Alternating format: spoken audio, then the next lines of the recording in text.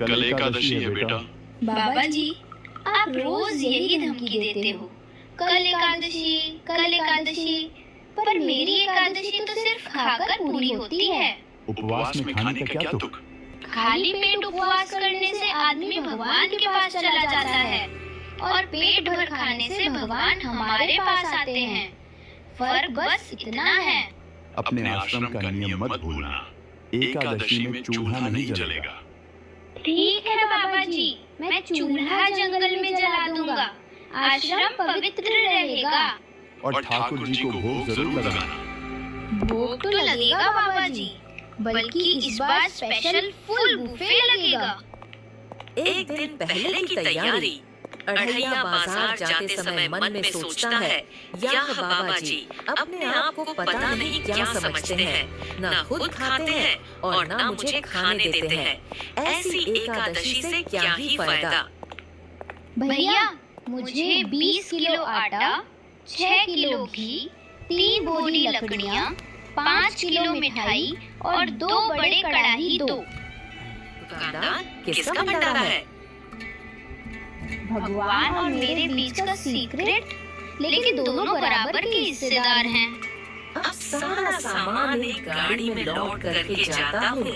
इस बार खाना नहीं मिला तो बाबा जी कुछ भी कर ले और ठाकुर के ठाकुर भी कुछ भी कर ले, मैं इस बार देख लूंगा। हर बार कुछ न कुछ गड़बड़ हो ही जाती है। न खाने को मिलता है न चैन से बैठने को। बच्चा, तुम आ गए, बहुत टाइम लगा दिया। बाबा जी, मेरा दिमाग और खराब मत करो। पहले से ही मेरा दिमाग बहुत खराब है। एक तो आप एकादशी वाले दिन खाना नहीं बनाने देते और ऊपर से बोलते हो जंगल में जाकर बना ले रसोई। और तुम्हारे ठाकुर भी आ जाते हैं खाना खाने। पहले तो ठाकुर आते थे, अब तो ठाकुर के ठाकुर भी आने लगे हैं। ठाकुर के ठाकुर को देखो, वाह, अपने साथ भूत प्रेत को भी लेकर आते हैं। हाँ नहीं कि अपने आप चुपचाप चले जाएं। जैसे आप से परेशान करते हो, वैसे वह भी मुझे परेशान करते हैं। पता नहीं बच्चे की जान लेकर ही मानेंगे क्या?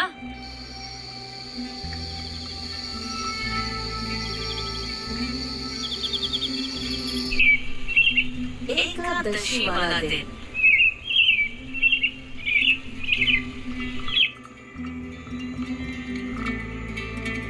अढ़ैया आश्रम से सामान लेकर आता है।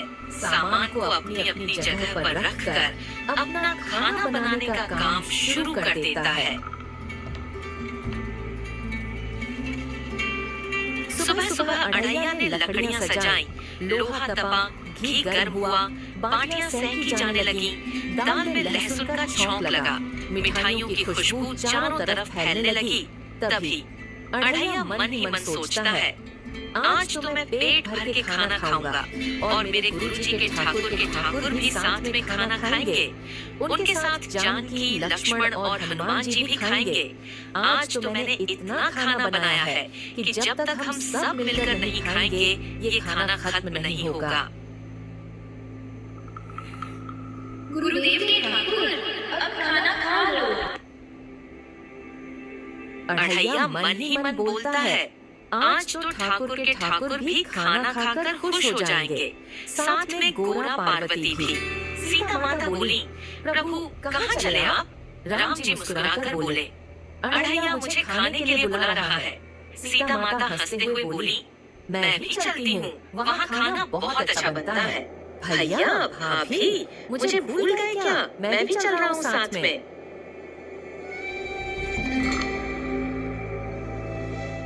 प्रभु इस छोटे से सेवक को भी साथ ले चलिए, मैं भी थोड़ा सा कुछ खा लूंगा।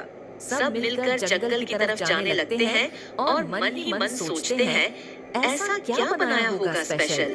हर बार की तरह बाटी तो नहीं बनाई है, या इस बार कुछ और खास बनाया है।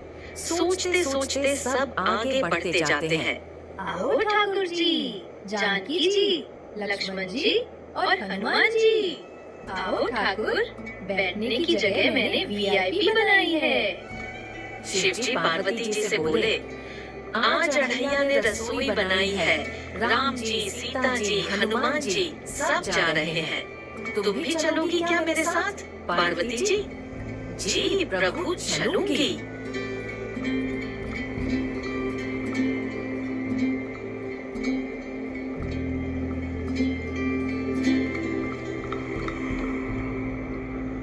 शिव पार्वती भंडारा सुना तो पहाड़ से नीचे उतर आए।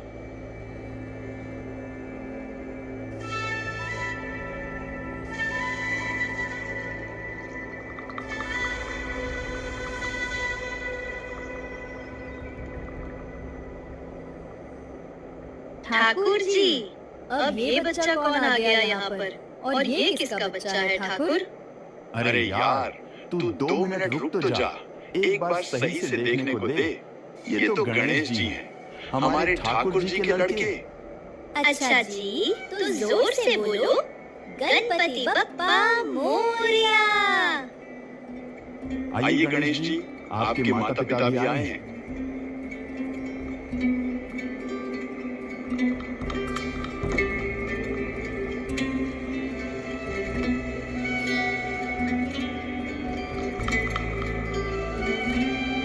नारद, नारायण, मैं भी आ गया। ठाकुर, और ये कौन आ रहा है? सूखा सा इंसान लग रहा है। इसको भी आपने ही बुलाया है? पहले की तरह आप हर बार किसी न किसी को अपने साथ लेकर आते रहते हो ठाकुर। बोलो। यार अढ़ैया, सच में मुझे कुछ नहीं पता कि ये सब क्या हो रहा है। इनको बुलाया किसने? मैंने नहीं बुलाया। मेरी बात को सच मान यार।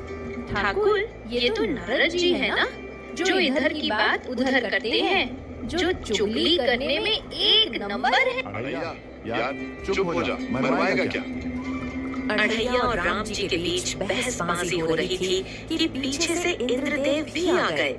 इंद्रदेव को देखकर अढ़ैया मन ही मन सोचता है, अब कौन आ गए हैं? बताओ ठाकुर। कोई नहीं अढ़ैया, 3 तो आए हैं, इतना तो खाना होगा ही ना। ठाकुर जी, मैं तो उन सबका नौकर हूँ ना, इससे अच्छा तो मैं एकादशी को उपवास रख लूं। उपवास रखने से कम मेरे गुरुदेव तो खुश रहेंगे और ना मुझे इतना कष्ट होगा। इंद्र, आज बारिश नहीं करूंगा क्योंकि यहाँ माटी भीग जाएगी। इंद्रदेव, आप अपने आप को क्या समझते हो? जहाँ पर आप खड़े हो, या पता है ठाकुर के ठाकुर भी आए हुए हैं। बोलने से पहले थोड़ा सोच समझ लो। इंद्रदेव जी, आप आइए। अढ़ैया तो ऐसे ही बोलता रहता है और उसकी बात को ज्यादा सीरियस मत लो।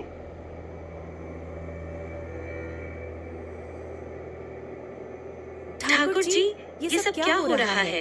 एक एक करके ये सब कौन आ रहे हैं? कुछ बताओ, ये हो क्या रहा है? किसने बुलाया है? मुझे तो लगता है ठाकुर आपने ही बुलाया है। बुलाया है तो बताओ, नहीं तो मैं आश्रम जा रहा हूँ। आप खा लो आराम से। अरे यार अढ़ैया, सच में मुझे कुछ नहीं पता, और जरा धीरे से बोल, नहीं तो ठाकुर जी आ जाएंगे। पीछे ही बैठे हैं, क्यों मेरी बेइज्जती करने में लगा हुआ है अढ़ैया? थोड़ी तो शर्म कर ले यार, मैं तेरे गुरुजी का ठाकुर हूँ, इतनी तो शर्म कर ले मेरे यार। इतना कहते कहते पीछे से आवाज आती है, क्या हो गया? क्यों लड़ रहे हो तुम दोनों? अरे ठाकुर के ठाकुर जी, एक एक करके देखो ना कितने आ गए हैं। मुझे तो लगता है ये सब गुरुजी के ठाकुर ने ही बुलाए हैं, और अब ये सब मुझ पर ही चिल्ला रहे हैं। अब आप ही देखें ठाकुर जी, मैं तो बस रसोई बना रहा था। इतनी बात हो ही रही थी कि पीछे से अचानक कोई भारी आवाज आती है। अढ़ैया चौंक कर, अब ये कौन आ गया ठाकुर जी? हम हैं यम, यम है हम ही हैं यम। राम जी और शिव जी को मेरा प्रणाम। देवलोक तक खुशबू आ रही थी भंडारे की, तो मैंने सोचा मैं भी आकर खा लूं। राम जी, शिव जी, बताइए ना, मैंने आकर कोई गलती तो नहीं की? शिव जी आइए ना, यमराज जी आपसे बेर लेकर हमें स्वर्ग लोक में रहना है। कृपा करके आप जरूर आइए प्रभु। अरे ठाकुर के ठाकुर जी, ये तो पूरा देव संसद आ गई है। मेरा 20 किलो आटा तो पलक झपकते ही उड़ जाएगा। यार तू चुप हो जा, देख तो ले सामने यमराज जी हैं, थोड़ी तो शर्म कर। यमराज जी चलिए भोजन ग्रहण करते हैं। अढ़ैया खाना देखने आता है, देखते ही उसके होश उड़ जाते हैं। यहाँ तो सब खाने लग गए, ठाकुर को तो किसी ने पूछा ही नहीं। ठाकुर को छोड़ो, मुझे भी नहीं पूछा। ऐसा हो सकता है जिसने इतनी मेहनत की उसको भी नहीं पूछा, जो सारा सामान लेकर आया, बनाया, कांटा पकाया, उनको भी नहीं पूछा। हाँ तो खाने ऐसे लग गए जैसे बुक्कड़ पता नहीं कितने साल से है। ठाकुर जी आप यहाँ पर जल्दी आओ और यहाँ पर आकर देखो कि यह सब खाने बैठ गए हैं बिना किसी को भोग लगाए।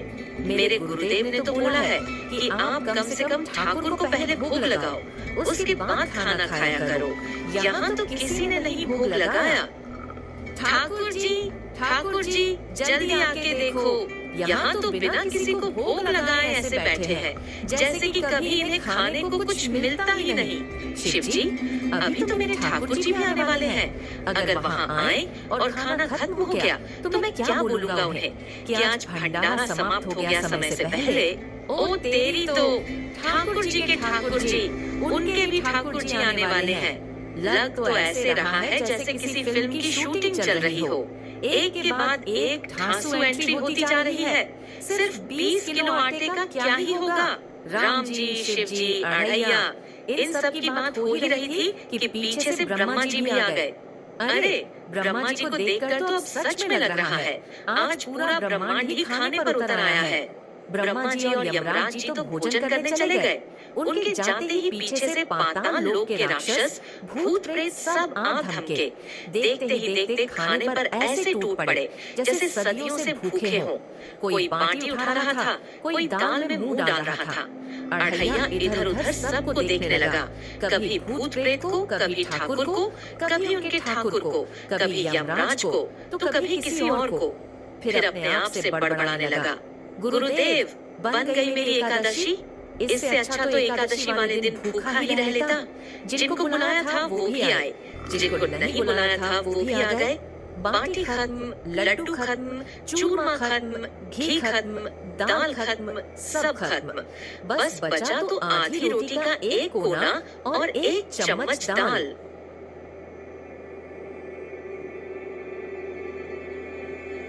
अढ़ैया मेरे बच्चे क्या हुआ? अढ़ैया ये मुझ पर अनन्य भक्ति है या अनन्य भूख?